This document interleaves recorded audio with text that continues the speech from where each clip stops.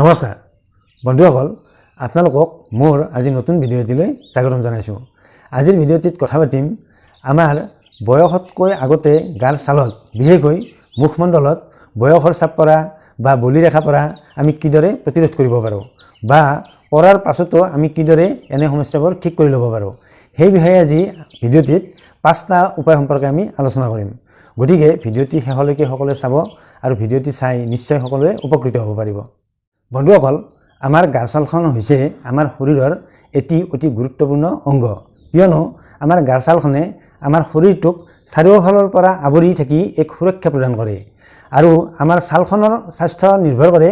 আমাৰ অভাৰঅল স্বাস্থ্যৰ ওপৰত। অৰ্থাৎ আমি যদি স্বাস্থ্যৱান হৈ থাকোঁ তেতিয়াহে আমাৰ ছালখনো স্বাস্থ্যৱান হৈ থাকে। এক কথাত ক'বলৈ গ'লে আমাৰ অভাৰঅল স্বাস্থ্যৰ এক প্ৰতিফলন ঘটে আমাৰ ছালখনৰ ওপৰত। আৰু বয়সৰ লগে লগে আমাৰ ছালখনত বয়সৰ চাপ বা বলিৰেখা পৰাটো এক স্বাভাৱিক প্ৰক্ৰিয়া। কিন্তু কথাটো হৈছে আমি যদি স্বাস্থ্যৱান নহওঁ বা আমাৰ শাৰীৰিকভাৱে যদি আমি অসুস্থ হৈ থাকোঁ তেতিয়া সেই অসুস্থতাৰ প্ৰতিফলন আমাৰ ছালখনতো দেখা পোৱা যায়। সেইবাবে বহুত ক্ষেত্ৰত আমাৰ বয়সতকৈ আগতে আমাৰ ছালখনত বয়সৰ চাপ পৰে বা বলিৰেখা পৰে, গতিকে এনেধৰণৰ সমস্যা দেখা দিয়ে। গতিকে এনেধৰণৰ বয়সতকৈ আগতে আমাৰ বয়সৰ চাপ পৰা বা বলিৰেখা পৰাটোহে আমাৰ এটা সমস্যা, আৰু সেই সমস্যাৰ মূল কাৰণ হৈছে আমাৰ অভাৰঅল স্বাস্থ্য আমাৰ ক্ষতি হোৱা বা আমি কিবা নহয় কিবা ৰোগত আক্ৰান্ত হৈ থকাটো আমাৰ আচলতে বুজোৱা হয়। গতিকে আমি যদি আমাৰ ছালখনৰ সুস্থতাৰ কথা আমি ভাবোঁ বা ছালখন যদি আমি সুস্থ কৰি ৰাখিব লগা হয় বা বয়সতকৈ যদি আমি আগতে বয়সৰ চাপ নপৰাকৈ ৰাখিব লগা হয় বা বলিৰেখা নপৰাকৈ ৰাখিব লগা হয়, তেতিয়াহ'লে আমি আমাৰ অভাৰঅল স্বাস্থ্যৰ কথাটো আমি ভাবিব লাগিব বা আমি নিজে সুস্থ হৈ থাকিব লাগিব। তেতিয়াহে আমি আমাৰ ছালখনত বয়সতকৈ আগতে বয়সৰ চাপ নপৰাকৈ ৰাখিব পাৰিম বা বলিৰেখা নপৰাকৈ ৰাখিম। গতিকে ইয়াৰ বাবে আমি 5টা উপায়ৰ কথা আজি আলোচনা কৰিম, আৰু এই 5টা উপায় যদি আপোনালোকে মানি চলিব পাৰে তেতিয়া আমাৰ স্বাস্থ্যও ঠিকে থাকিব আৰু আমাৰ ছালখনো ঠিকে থাকিব। 1 নম্বৰ উপায়টো হৈছে আমি দৈনিক এটাকৈ ফল খোৱাৰ অভ্যাস গঢ়ি তুলিব লাগে। এতিয়া ফল বুলি ক'লে আমি যিখিনি আমি স্থানীয়ভাৱে উপলব্ধ ফল, যেনে কল, আপেল, কমলা, মধুৰিআম আদি ফলবোৰ আমি য'তে ত'তে পাওঁ। আপেল যদিও আমাৰ থলুৱা ফল নহয়, তথাপি আপেল আমি আজিকালি য'তে ত'তে বিচাৰিলে পাওঁ। গতিকে এনেকুৱা ধৰণৰ ফল আমি দৈনিক এটাকৈ খোৱাৰ অভ্যাস গঢ়ি তুলিব লাগে। ফলত যথেষ্ট পৰিমাণে ভিটামিন থাকে, মিনাৰেলছ থাকে আৰু লগতে এণ্টিঅক্সিডেণ্ট থাকে। গতিকে এনে উপাদানবোৰ আমাৰ স্বাস্থ্য ৰক্ষাৰ বাবে যথেষ্ট প্ৰয়োজনীয়। গতিকে আমি যদি দৈনিক এটাকৈ ফল খাওঁ, ফলত থকা এনে পুষ্টিদ্ৰব্যসমূহে আমাক সুস্বাস্থ্য বজাই ৰখাত যথেষ্ট সহায় কৰে। গতিকে আমি সুস্বাস্থ্যৱান হ'লেহে আমি আমাৰ ছালখনৰো সুস্বাস্থ্য ৰক্ষা কৰিব পাৰিম। গতিকে আমাৰ ছালত তেতিয়া বয়সতকৈ আগতে বয়সৰ চাপ বা বলিৰেখা তেতিয়া নপৰে। 2 নম্বৰ উপায়টো হৈছে আমি প্ৰতি সাঁজ ভাত খাওঁতে আমি প্ৰতি সাঁজতে এখনকৈ শাক পাচলিৰ আঞ্জা ৰাখিব লাগে, কিয়নো এই সেউজীয়া শাক পাচলিবোৰ হৈছে যথেষ্ট আঁহযুক্ত আৰু লগতে যথেষ্ট মিনাৰেলযুক্ত। এনে উপাদানবোৰে আমাৰ স্বাস্থ্য ৰক্ষাত যথেষ্ট সহায় কৰে। আৰু শাক পাচলিবোৰ আঁহযুক্ত হোৱাৰ বাবে আৰু যদি শাক পাচলি আমাৰ প্ৰতি সাঁজ ভাতত বা প্ৰতি সাঁজ খাদ্যতে থাকে তেনেহ'লে আমাৰ হজম প্ৰক্ৰিয়াটো অতি ভাল হয়, আৰু হজম প্ৰক্ৰিয়া ভাল হ'লে আমাৰ নিয়মিতভাৱে পায়খানা হয়, আৰু নিয়মিতভাৱে পায়খানা হ'লে আমি কনষ্টিপেশ্যনৰ নিচিনা সমস্যাত ভুগিব লগা নহয় বা আমাৰ শৰীৰটো সহজে টক্সিক হ'ব নোৱাৰে। গতিকে আমি যদি প্ৰতি সাঁজ ভাততে এখনকৈ শাক পাচলিৰ আমি আঞ্জা ৰাখোঁ তেতিয়া আমাৰ এনেধৰণৰ গেছৰ সমস্যা বা কনষ্টিপেশ্যন আদি নহয়। গতিকে আমি সেউজীয়া শাক পাচলি খোৱাটো এটা অভ্যাসত পৰিণত কৰিব লাগে। গুৰুত্বপূৰ্ণ কথাটো হৈছে যিসকল লোকৰ পায়খানা খোলোচা নহয় তেওঁলোকৰ ছালখনৰ স্বাস্থ্যও ভাল নহয়, কিয়নো দেখা পোৱা যায় যে যিসকল লোকৰ পায়খানা খোলোচা নহয় তেওঁলোকৰ মুখত সহজে ব্ৰণ উঠাৰ এটা প্ৰৱণতা থাকে। সেইবাবে আমি ছালখনত বয়সতকৈ আগতে বয়সৰ চাপ নপৰাকৈ ৰাখিবলৈ হ'লে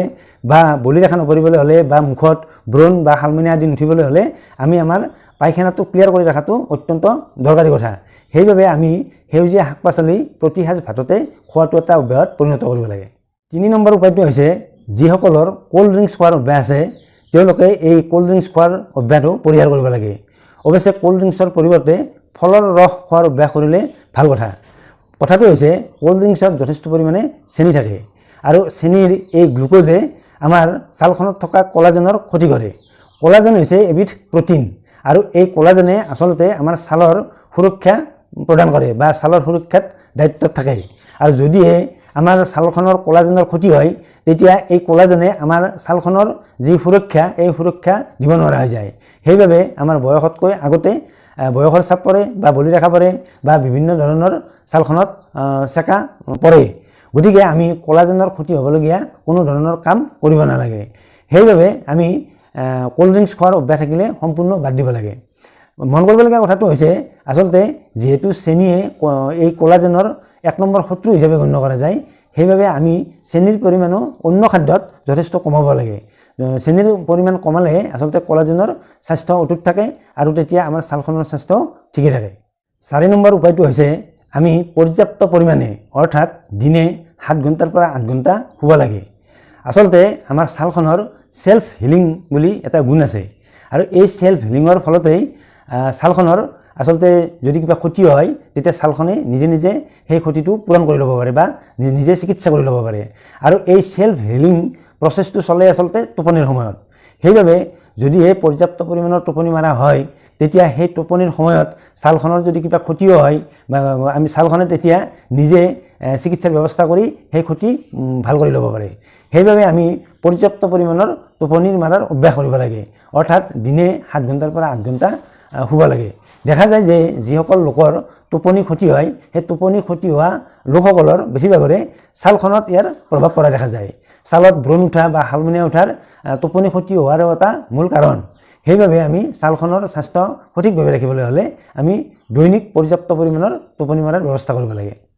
5 নম্বৰ উপায়টো হৈছে আমি ত্ৰেছহীনভাৱে জীৱনটো নিৰ্বাহ কৰাৰ চেষ্টা কৰিব লাগে কিয়নো ত্ৰেছ লৈ থাকিলে আমাৰ বিভিন্ন ৰোগৰ কাৰণ হৈ পৰে আৰু চিকিৎসা বিজ্ঞানীসকলে কৈছে আচলতে আমাৰ বিভিন্ন ৰোগৰ মূল কাৰণটোৱে হৈছে ত্ৰেছ গতিকে ত্ৰেছহীনভাৱে আমি যদি জীৱনটো যাপন কৰাৰ চেষ্টা কৰোঁ তেতিয়া আমি সুস্বাস্থ্য লাভ কৰাত আমাৰ সহজ হৈ পৰে আৰু আমাৰ সুস্বাস্থ্য লাভ কৰা মানে আমাৰ ছালখনো আমাৰ সুস্বাস্থ্য লাভ কৰিব পাৰে গতিকে আমি ত্ৰেছহীনভাৱে জীৱনটো যাপন কৰাৰ চেষ্টা কৰিব লাগে আৰু মন কৰিবলগীয়া কথাটো হৈছে যিসকল লোকে ত্ৰেছত থাকে বা অনাহকতে ত্ৰেছ লৈ থাকে তেওঁলোকৰ টোপনি কেতিয়াও সম্পূৰ্ণ নহয় গতিকে টোপনি ভাল নহ'লে মানুহে কেতিয়াও সুস্বাস্থ্য লাভ কৰিব নোৱাৰে গতিকে সুস্বাস্থ্য লাভ কৰিব নোৱাৰিলে মানুহৰ ছালখনত ইয়াৰ প্ৰভাৱটো স্বাভাৱিকতে পৰে আৰু দেখা গৈছে যিসকল লোকৰ টোপনি ভাল নহয় তেওঁলোকৰ ছালত সদায় হালমনিয়া ব্ৰণ উঠাৰ প্ৰৱণতা থাকেই সেইবাবে আমি ত্ৰেছহীনভাৱে জীৱনটো যাপন কৰাৰ চেষ্টা কৰিব লাগে তেতিয়াহে আমি সুস্বাস্থ্য লাভ কৰিব পাৰোঁ আৰু আমি বয়সতকৈ আগতে আমাৰ গাৰ ছালত বয়সৰ চাপ পৰা বা বলিৰেখা পৰা আদি আমি অতি সহজে প্ৰতিৰোধ কৰি ল'ব পাৰোঁ বন্ধুসকল কি 5টা উপায় মানি চলিলে আমি আমাৰ বয়সতকৈ আগতে আমাৰ গাত বয়সৰ চাপ পৰা বা বলিৰেখা পৰা আদি প্ৰতিৰোধ কৰিব পাৰোঁ সেই বিষয়ে কথাখিনি শুনিলে